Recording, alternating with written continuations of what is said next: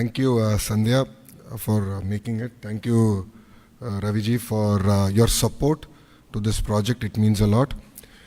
And of course, to Divya, who's been behind the entire project and driving us, to Dinesh in RTG, to Prasad, who's been advising us, to Varaprasad, who's been driving it, and of course, Bhaskar Garu, who's joined the team and is now going to lead it from the front. So ఇప్పుడు నుంచి ఏం పని చేయకపోతే ఏమైనా పొరపాట్లు ఉంటే అది భాస్కర్ గారి పొరపాటు, పని చేస్తే అది క్రెడిట్ నాకు. So respected dignitaries, media friends, all of you, thank you very much for making it. As Bhaskar Garu just stated, we all believe it's a historical movement in governance initiative. We have seen our leader Chandrababu Naidu Garu 1.0, and as he's saying, this is his 2.0, and this marks with his change in governance also and delivery of e-governance. I believe that this is a true transformation that we're going to achieve. Saying that, this is what we call the Manamitra. It's a WhatsApp governance initiative that's going to be launched by the government of Andhra Pradesh and Meta. It's here to deliver seamless, efficient, citizen-centric public service delivery. You know, to this initiative, we believe that Andhra Pradesh is again at the forefront of e-governance initiatives. In the past, the entire nation used to look at Andhra Pradesh on what are we doing so they can adopt. I believe this is the first step in that direction. And from RTG, from IT department, you will be seeing more and more such initiatives coming. Our entire objective is to keep the citizen as center of our universe and look at what are all the touch points of the citizen, how do we resolve their problems, how do we ensure that on a day-to-day issues, both the government and the political system is not relevant. So to get basic documents, why should they come to a government office or why should they meet an MLA is a question, is a challenge that I have taken up. మీ అందరు తెలిసిందే, యువగలం పాదయాత్ర చేశాను, 3132 కిలోమీటర్లు నేను నడిచాను. ఈ ఆలోచన నాకు యువగలం పాదయాత్ర నుంచి మొదలైంది. మీరు ఒక్కసారి కానీ మా స్పీచ్లు కూడా మీరు చూస్తుంటే, నా స్పీచ్ చూస్తుంటే నేను పదే పదే చెప్పేవాడిని, ఒక బటన్ నొక్కితే భోజనం వస్తుంది, ఒక బటన్ నొక్కితే సినిమా చూస్తున్నాం, ఒక బటన్ నొక్కితే ట్యాక్సీ వస్తుంది, కానీ ఒక బటన్ నొక్కితే ఎందుకు ప్రభుత్వం మీ దగ్గరికి రావట్లేదు, ఆ ఛాలెంజ్ నేను స్వీకరిస్తున్నానని ఆనాడు చెప్పా.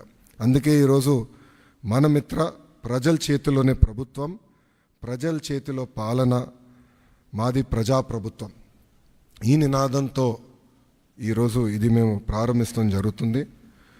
యువగలం పాదయాత్రలో అడుగడుగున ప్రజలు ఎదుర్కొంటున్న సమస్యలు నేరుగా తెలుసుకునే నాకు అవకాశం కలిగింది. పొద్దున నేను బస్ దిగి పాదయాత్ర ప్రారంభించిన దగ్గర నుంచి మళ్ళీ తిరిగి బస్ ఎక్కే వరకు ప్రజలతో ఉన్న, కార్యకర్తలతో ఉన్న, నాయకులతో ఉన్న, ఊరు నుంచి ఊరు నేను నడిచేటప్పుడు కూడా అక్కడ ప్రజలతో మాట్లాడేవాడిని, లేదంటే కార్యకర్తలతో మాట్లాడేవాడిని, నాయకులతో మాట్లాడేవాడిని, వాళ్ళ సమస్యలు నేను తెలుసుకునేవాడిని. అది జరిగినప్పుడు నేను రైతుల్ని కలిసా, మహిళల్ని, విద్యార్థుల్ని, కుల వృత్తుల వాళ్ళని కూడా కలుస్తాం జరిగింది.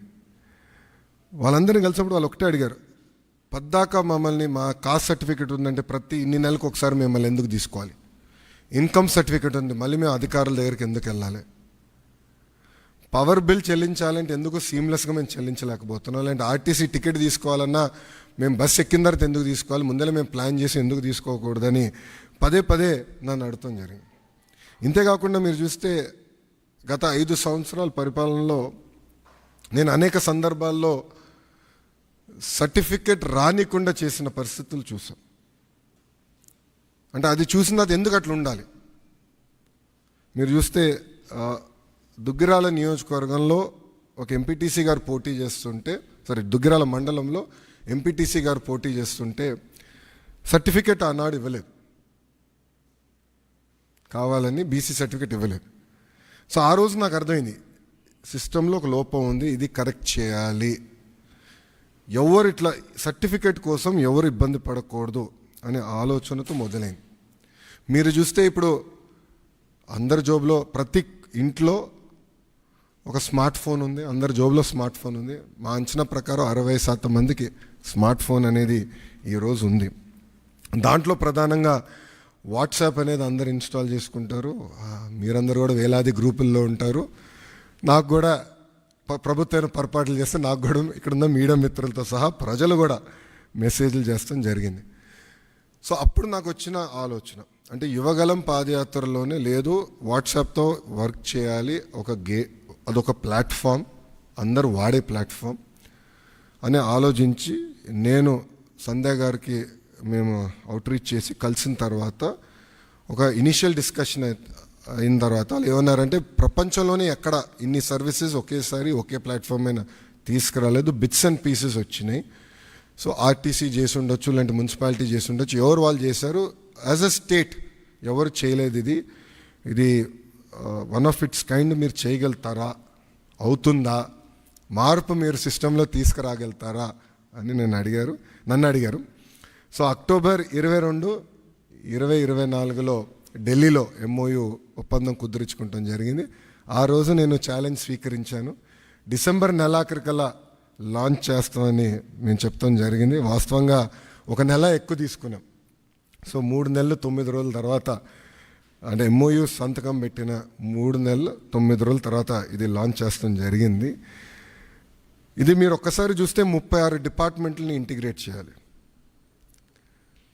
సో ఇది చాలా చాలా కాంప్లెక్స్ ప్రాజెక్ట్.